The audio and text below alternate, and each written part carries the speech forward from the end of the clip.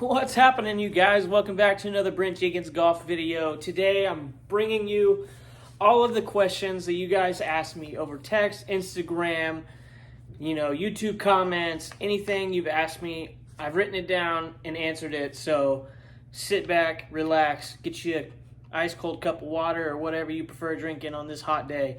But let's get into it. I know you guys had a whole bunch of questions.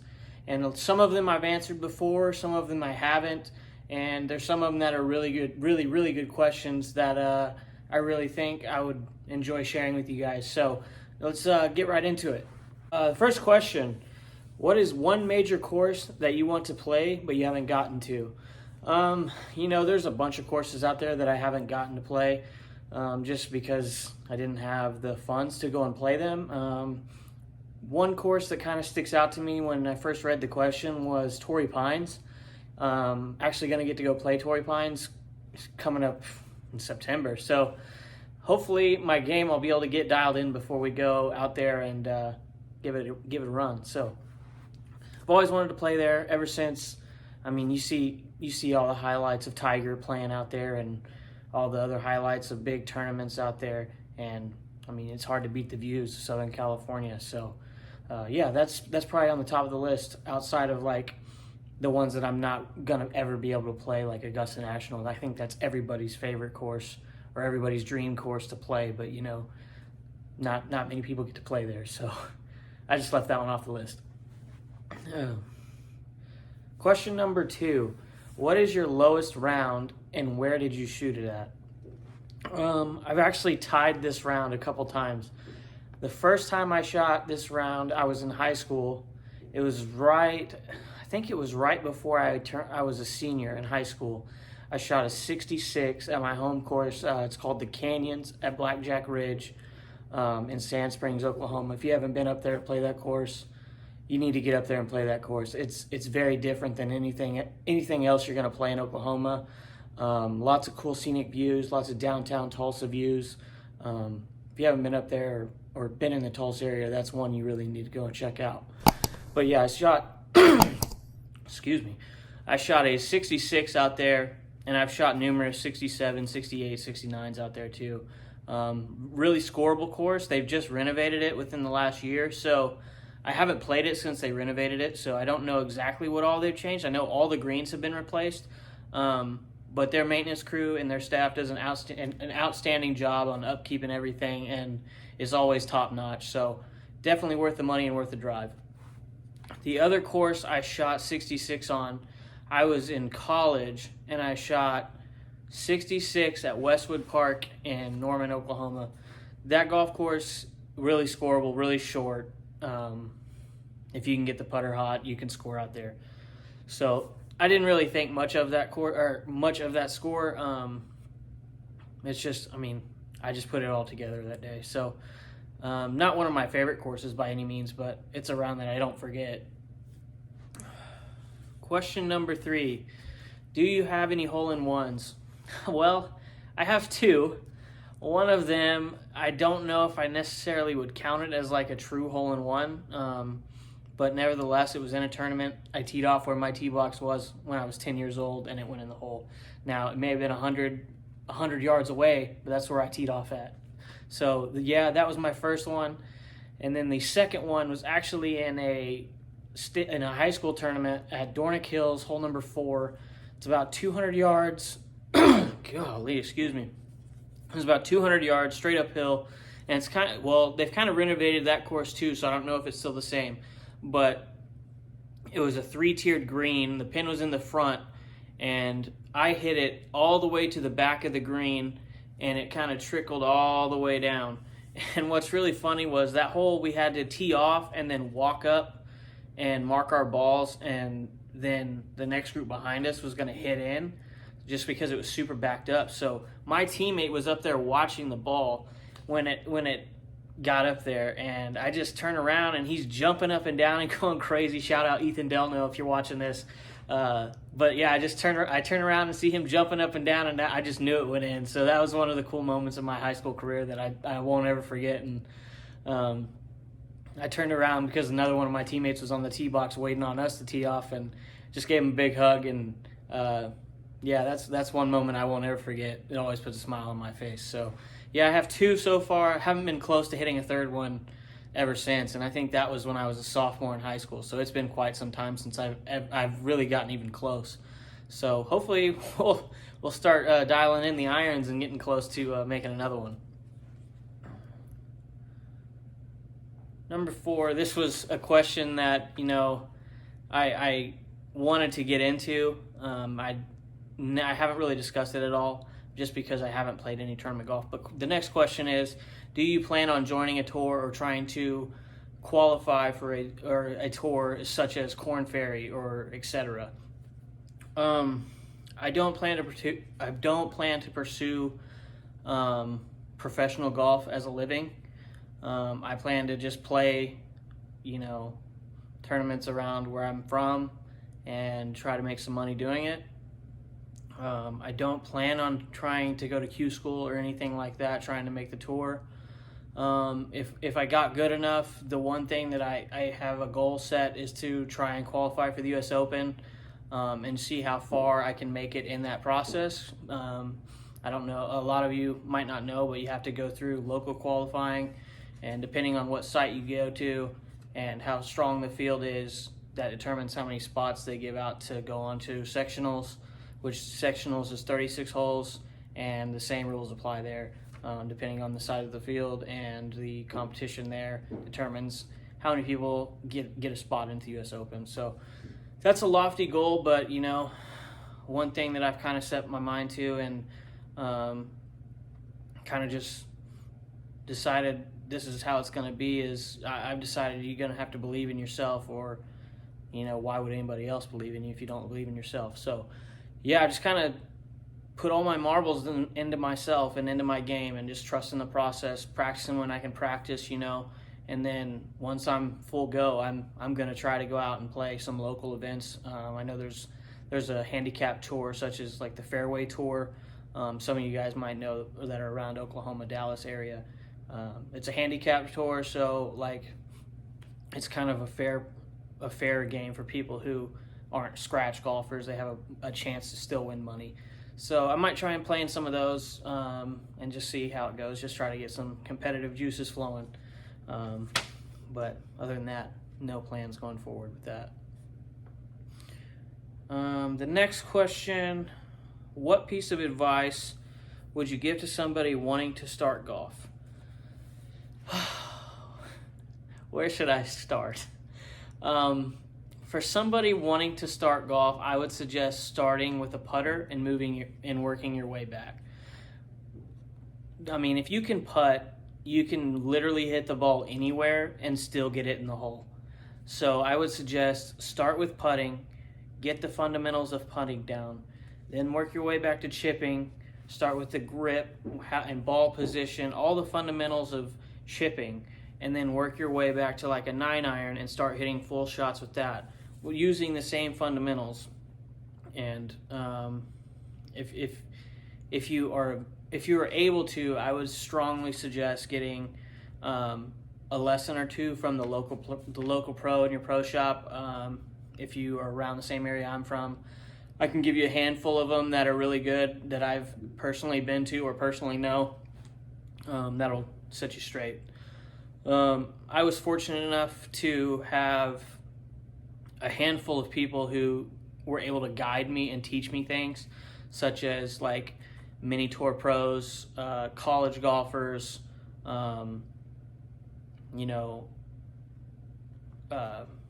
pro shop guys. I mean, guys that have been playing the game a lot longer than I have took me under their wing and taught me everything they knew, just because they saw the potential that I had.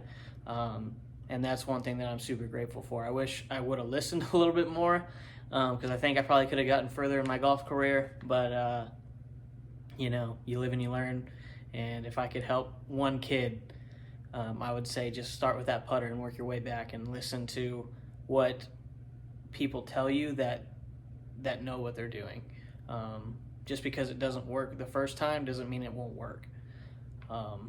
So yeah, I would say if I had the one piece of advice, it would be to start with the putter, work your way back, and I mean, take the advice and give it a chance. Those are the things I would say are the most important starting out. Next question. What do you attribute most to your success in golf and in YouTube? Well, this kind of relates back to the last question.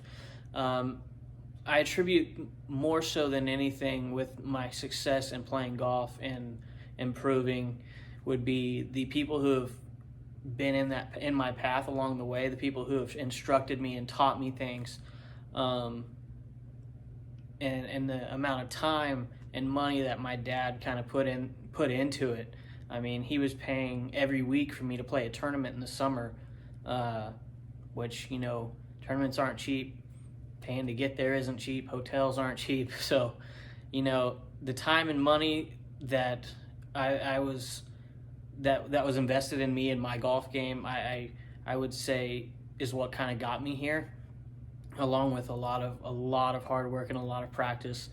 A lot of people don't know, but I mean, I spent my summers at Guthrie Golf Country Club all day long. My dad dropped me off at 7:45 in the morning when he was going to work and didn't pick me up till he was coming home at 5 o'clock. So I would be out there all day long playing the same 9 holes over and over and over and learning how to play different shots, just because, you know, you play the same 9 holes, you get bored, so you're wanting to try and hit different things. And I think that really taught me imagination and taught me how to hit different things and how to react and do certain shots.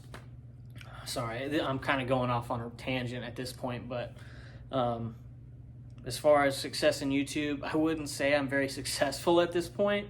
I haven't made a dime. I do this more so for the feedback I get from people and for my own joy.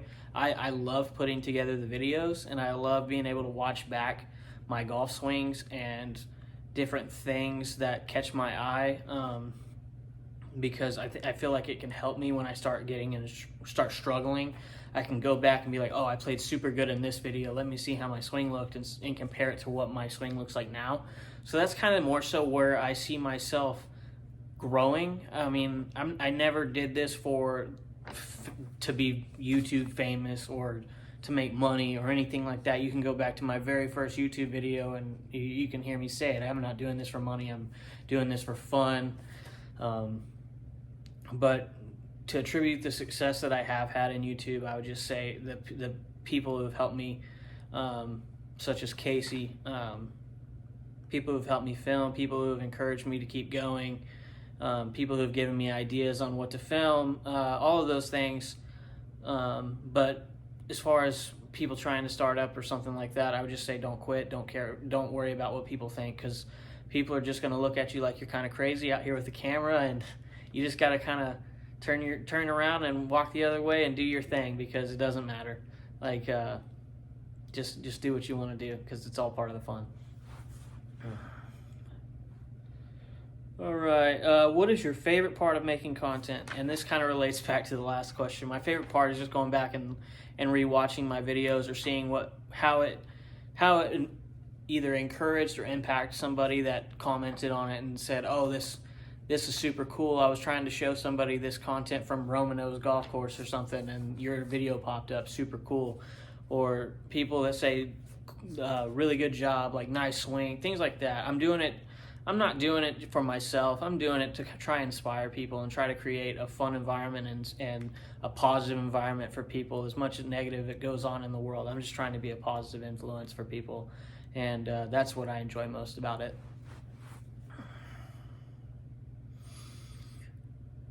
What is one thing you could teach a new golfer or tell them that you would have done? Oh man. Well, there's a handful of things. One thing I would teach a new golfer is to enjoy it. Enjoy being out there. Golf costs a lot of money, so why pay a lot of money and go out there and be mad the whole time? So one thing I would really stress is to go out there and just have fun. Just enjoy it. Just go out there and have fun with your buddies. Have a couple beers, whatever you want to do. Just enjoy it, guys. Like, that is the biggest piece of advice I could give you. Some people take it so seriously, and they go out here and pay hundreds of dollars to play all these fancy courses, and you just see them, they're all mad because they didn't shoot a certain score. Well, the score is not going to define you. It's not going to define you as a person. It's not going to define you as you can only get this good. Like, I've shot 66 and I've shot 100. Like, some days are better than others, but I'm going to go enjoy it because I love the game of golf and I love spending time with people who enjoy the game of golf just as much as me. So I would say just have fun with it. That's the biggest piece of advice I could give you. As for something that I wish I would have done, I wish I would have taken more lessons in the short game, chipping and putting area. That is probably the one thing that kind of held me back the most outside of my mental game. I was never a good chipper in high school. I was never a good putter in high school. But, you know, the one thing that kind of held me back from breaking through that barrier, I feel like, was my head. I was always in my head to where, like, I was trying to be perfect, and that's not possible with golf. Golf is a game of misses, and what you do with those misses determines how well you play or how well you can recover. So I would say just having fun, don't let it get to you, and short game, short game, short game. That's what I wish I would have done better. What is your favorite course to play?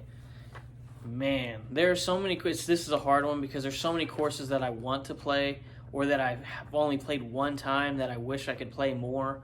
As far as one course that I love to play every time I go there, I love it. That would be the Territory in Duncan, Oklahoma. It's a really, really, really cool golf course. Or another course I love to play is Jimmy Austin Golf Club in Norman, where OU plays. That golf course is very difficult and challenging, and it requires you to really think your way around the golf course and not put yourself in bad positions, or it's really going to eat you up.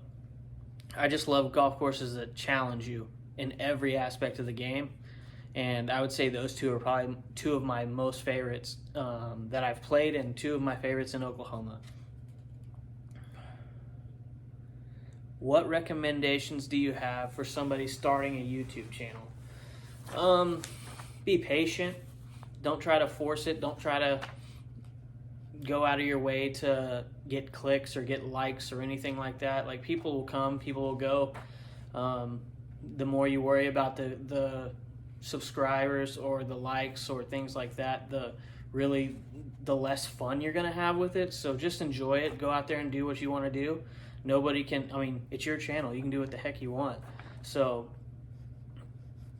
give a message that you want to give, and just enjoy your time. Like, it's supposed to be fun. So just enjoy your time. Do it with people that you know will have fun doing it with, and I think you will do just fine. And the last question, do you have any plans to collaborate with other YouTube golfers? Yes. As of right now, I do. And I've expressed to them, once I am healthy to do so, we will go and film it. As you know, I film with Casey Gates, KG Golf and Outdoors, quite a bit. So we always have something going in the works because we're talking back and forth just about every day. And then another friend of mine, Kai Callens Golf. Thank you for always inspiring me and always encouraging me. I appreciate it. For those of you who don't know him or haven't been to his channel, go check it out because he's always encouraging. He's always going to show you what it is. He's not gonna go out there and pretend to be somebody he's not, and that's something I really appreciate about his channel. But I love to see him improve. I love to see his energy and how much fun he has with it. You can always see he's having fun every time he plays with somebody new. So yeah, Kai Callens Golf, Casey Gates Golf and Outdoors. Those are two that I have on the schedule right now. So if you guys have any other questions, feel free to drop them in the comments. and I will reply to you as quick as I can. But that's about it for this video, guys. That's another edition of Brent Jenkins Golf. I hope you enjoyed. I hope you got your questions answered, and I hope you have a great evening. We'll catch you next time. Peace.